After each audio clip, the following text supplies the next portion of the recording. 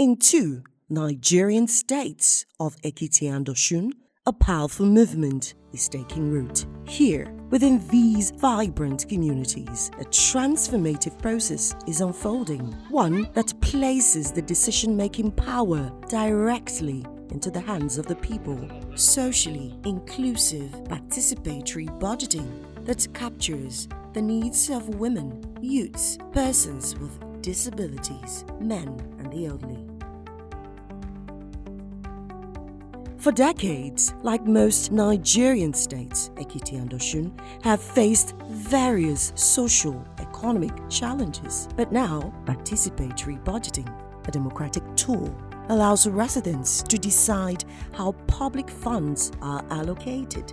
It empowers citizens, giving them a voice in determining their community's priorities. This program has enlightened people on the budget participation, because the community, they don't know that they can have their access to the government in terms of their needs. But this program has enlightened them. 2022, we gave them our community plan project based on education. There are some schools that they need the rehabilitations. By the time we carry out the program, those schools have been done now. We requested for street lights, like solar power street lights.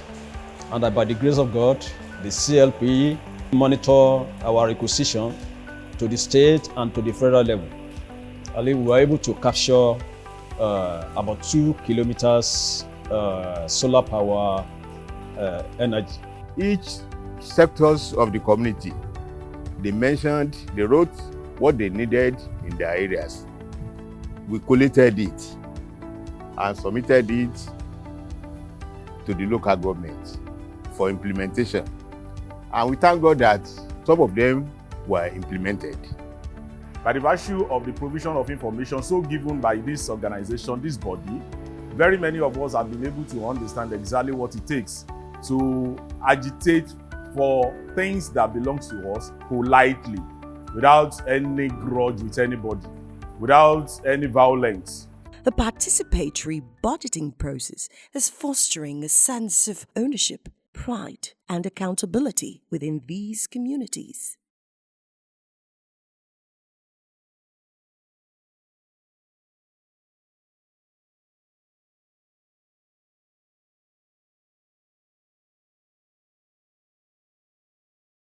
This project entails the dredging of Omioloko stream.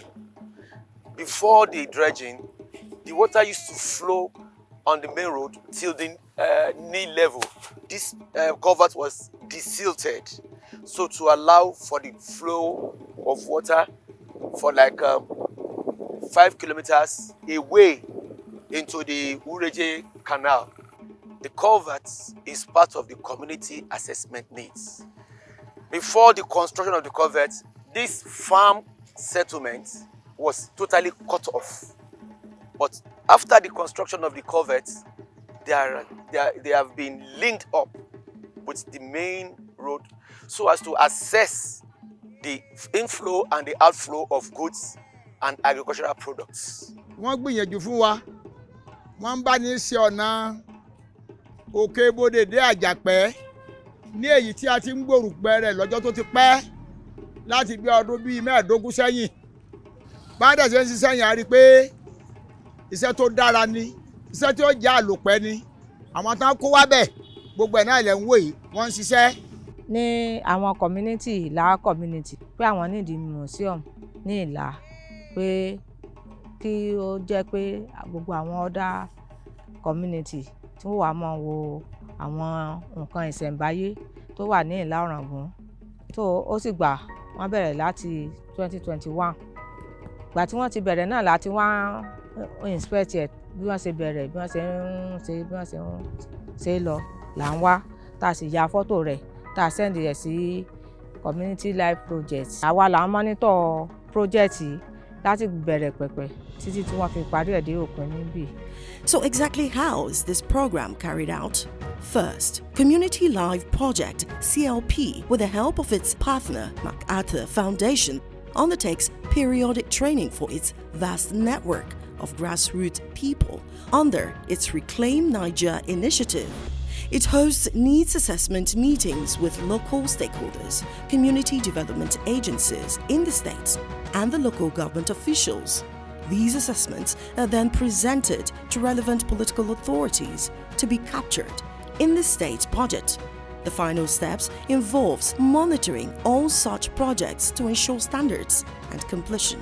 It has really impacted our work in the sense that, some of these communities, they don't know how to prioritize their needs.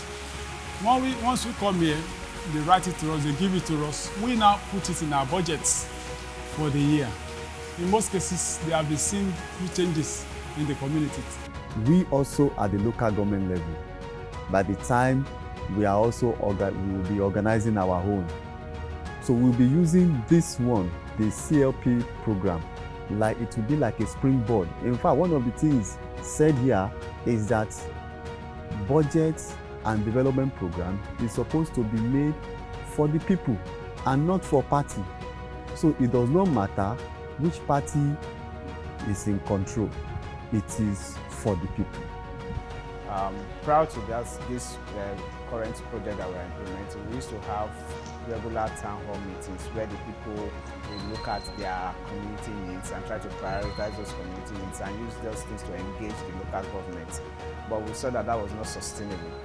So what we decided to do from 2021 was to train the local government officials themselves and train the community leaders so that they can carry out community needs assessment. So they did that joint exercise so that when they are preparing their local government budget, they can have accurate data to prepare the budget. And we've seen that the 2022 budget was richer, was more had depth, and the 2023 budget that they brought also, which was a 3-year community development plan that they produced in 2021. But the journey is not without its challenges. Building consensus and balancing priorities can be complex. Also, politicians can be slippery. In many instances, they favor projects that appeal more to their ambitions than that of communities. Yet, the commitment and resilience of the people in Ekiti and Osun continue to drive this participatory approach forward. As participatory budgeting continues to flourish, it stands as a beacon of hope that we can, as a country, get things right. All of these have been made possible by the work which Community Life Project, with support from MacArthur Foundation, has been doing, educating and sensitization of grassroots communities to know their rights and take their destinies in their own hands.